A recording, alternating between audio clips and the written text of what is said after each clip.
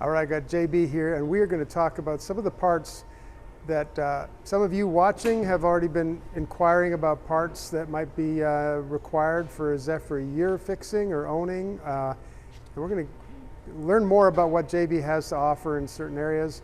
He doesn't have every part for every kind of Zephyr, of course, but there are some really good pieces here that we can share with you and tell you more about. Okay, I know that is not supposed to be shaped just like that. No, it's not. So tell us, JB, what are we looking at? Okay, in 1937 and 8, the two cars that I'm interested with came with these modified running boards. They're not really running boards in the conventional sense because they're not wide enough to serve that. But these are the beginning of the end of the running board.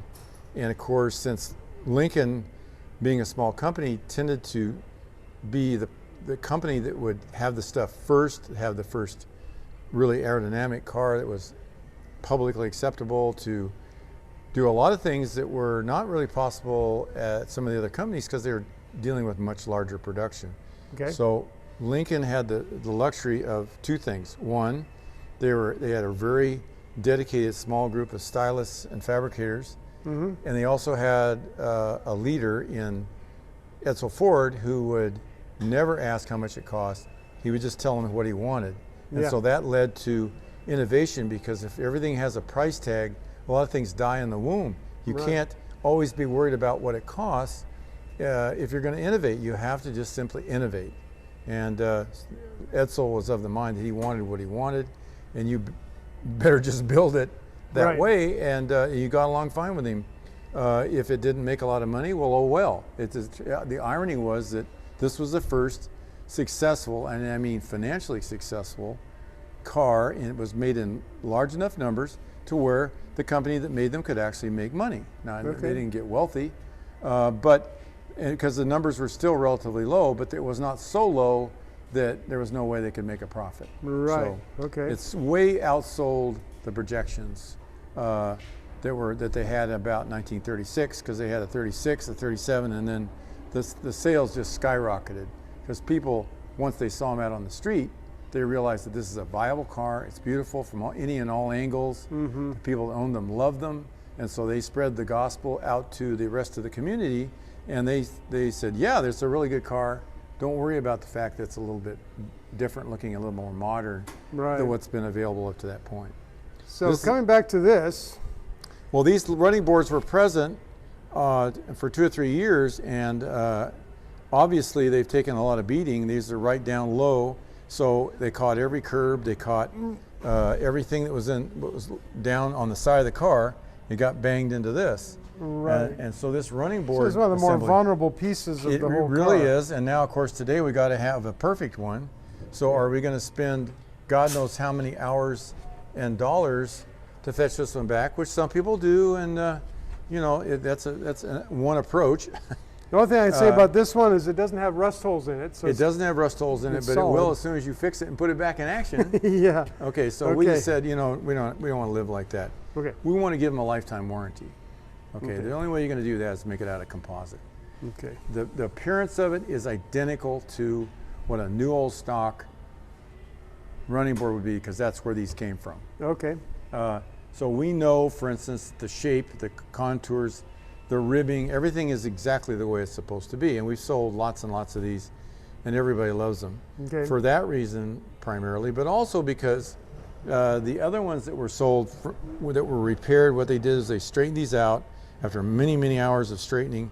Then they put it back in a mold and they cast an elastomeric material over it, kind of sort of like the factory did, but not really. So that's just another form of reproduction. So it really doesn't have any advantage. One of its big disadvantages is that the molds that were created were too big, and so what happened was you end up with a part that's 1 inch or 2 inches too long. And in order, I guess the original thought process, well, I'll make it big and they can cut it in. Well, when labor was $1 an hour, that was a viable technique. And the way I got started in this, I was over at Merv Adkins' place, and they were cursing and throwing various objects, trying to put one of those repaired pieces on a car. And I said, you know, Merv, what the heck is going on? He said, you know how long I've been working on this? 3 days. Well, 24 hours is a lot of money and you haven't even paid for them yet. Right. So the problem was that they were way too big, and so they had to be carved down to fit the individual car. The thought being all cars are different. Well, they aren't. They're not that much different. So if you make one that's universal, you just save them a tremendous amount of time and money, and labor is very precious. Okay, so you have the ability to make more of these. Yes, we make what these. What years and models does this fit? 6, 7, and 8. So 36, 37, 38. They stopped after that, and remember the 39 had its own little inboard running Right. board, which we also manufacture. It's a much smaller But wait a affair. minute, 36, 37, 38. Does Yes. it fit coupes, convertibles, All of the bodies. sedans? All bodies. All the bodies, Every one they're of all them. the same. All the same. Okay. Yeah, they made no distinction in that regard. Okay, so that is a very commonly helpful Yeah, it part. really is. For this- what we sell a set of these for, you couldn't repair the other one side of it for. Okay, so And then someone might have a perfectly beautiful Zephyr Right. that because we were showing how these are so vulnerable, this Right. might be the only piece that's not right on their car. Right. That and of course the moldings that ran along the bottom of the car as well, which are also in harm's way, and those are becoming impossible. Okay. We have some repaired originals, very few. So what we're going to do now is we're going to reproduce those as well. Oh, cool. And then we'll make those out of brass, much the same way we made the hood ornaments and the other items. Okay. We use a yellow brass. It's a very high quality. We oversize the part 6%. That gives you the shrink back to where it used to be almost exactly what the original would have been. Interesting. Okay. Okay, and Well, we have as an long as you example of point that out right this, here. let's come around here a little bit. Yep. Here's 2 examples of the trim that we make. This is 37, and starts out being brass. You can see it's relatively smooth. The thing to look for in brass is firstly a distortion and also air entrapment, and this has none. This is because it's a really good foundry. The guy's been doing it for 50 years, and they're very, very talented. If you notice, there's no real problems here. Once you sand this, it's ready for planing. Okay. And brass, of course, is a really good medium to put chrome plating on. So Yeah. that's why we make them out of brass. Okay. Yellow brass. And is that what this is made out of That's too? exactly right. Here's a plated piece. Took very little in the way of work. You can see how beautiful the quality is. Yeah. Because I mean, these cars, they demand a very high quality, and ironically, one of our nose pieces, for instance, is probably higher quality than a repaired original. Yeah. Because Wow. originals are made out of pot metal in some cases. They were great for one pass, but going back into them, repairing them, getting rid of all the pits, and trying to plate them for a show quality car You might is be in very trouble. difficult and very expensive. Right. So you're better off starting with yellow brass, brand new. And then you chrome that, and then you're set. Exactly. You get a better product for less expense. Okay. And what's this over here? Well, we call these chin pans. Chin pan. Okay. It's really at the very front of the car. It's actually oriented in this direction. Oh, So okay. it sits underneath the grille. Uh-huh. Okay, these tabs indicate that this is made for a 38, Okay. and the 39 did not have them. Okay. The grille differs a bit, so we had to outfit this for either 38 or 39, and the 40s are similar, but this is unique to the 38.9, which is most of the cars that are done today are 38s and 9s. Gotcha. And all this stuff has a lifetime warranty. You're never going to ever have to worry about The this. reason I bring it up, and this is not because you pay me to advertise, it's because we do have Why people, are you bringing it up? because I asked because there are people that have watched these videos Yes. and they've asked about parts and availability. Yes. And certainly you do have some parts that you have available just to sell as parts that Correct. we're showing here.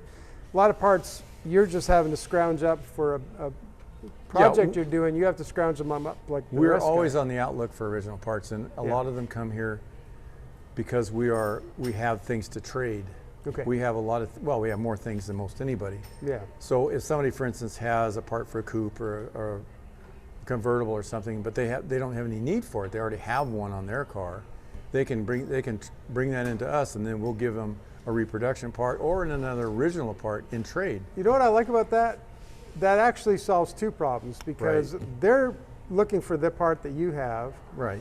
The parts that they're not going to use, what happens, I think, a lot of times with a project, they get lost, thrown away. Yeah. A relative just junks it. Sure. But this way, the traded-in part has another chance at life a different way. And you know, we always do it with their knowledge and cooperation, and we also always guarantee that they have to be satisfied. Yeah. Right. So if they get a part there and they don't like it, it hasn't happened. Right. Yeah. We're not going to let it happen. Yeah. But if it ever does, we'll happily give them their money back. We do not want to. You know, we send these, especially the running boards. They go all over the world. Yeah. So we want to make certain if we're going to spend that much, and it's not inexpensive to ship it to Japan or Europe. Sure. Which there are cars over there that are getting done, and we've sent them. We want to make certain that the guy's happy with it. Sure. And describing it accurately and honestly is part of the reason why we have a good relationship with Now, one of the other things, we did a video a long time ago, probably almost a year ago, about steering wheels, Right. which is another specialty you have ability for. Yes. What are these particular wheels from? Okay, this is a 40 40s Zephyr. They were common to a couple of years. This middle medallion that we reproduce is really made out of the same material, and a lot of the ones, if you can find them at all, they're cracked or distorted or shrunk up. So we had to go in and make those as well. Wow, this is one of the prettiest wheels. A lot of the hot rodders prefer this wheel because it has a beautiful generic. It's called a swan wheel. It has looks like the wings of a swan. I love how the light. Yeah, the light come through these, and we do that with the 37, 8, and 9s as well. We've done a number of those for original cars and also for high-end hot rods. Yeah. And customs. And this is the 38 and 9. Okay. The style, and then of course we've done a marble on this in lieu of the just plain old kind of a yellow tan color that they were originally. A lot of people like this better. You know, there's a lot of receptivity to a little bit of tasteful change on these cars, as long as you don't go crazy and end up with, you know, a wheel this big around, made out of chain or something. It's probably not going to not going to be well received. But you know, this is an original wheel. We simply cast it in a different color that's more interesting and more fun. And this, we use this in part because we're going to be wood graining the dashes on these cars. They were never wood grained. They were just this dull, stupid brown color. So you put this beautiful wood graining and then you get the stupid wheel in there. Yeah. You can't just stop. You got to keep going. You got to take care of everything. Right. And that I can see how this would kind of blend in with the wood graining real well. It fits in with all the rest of it.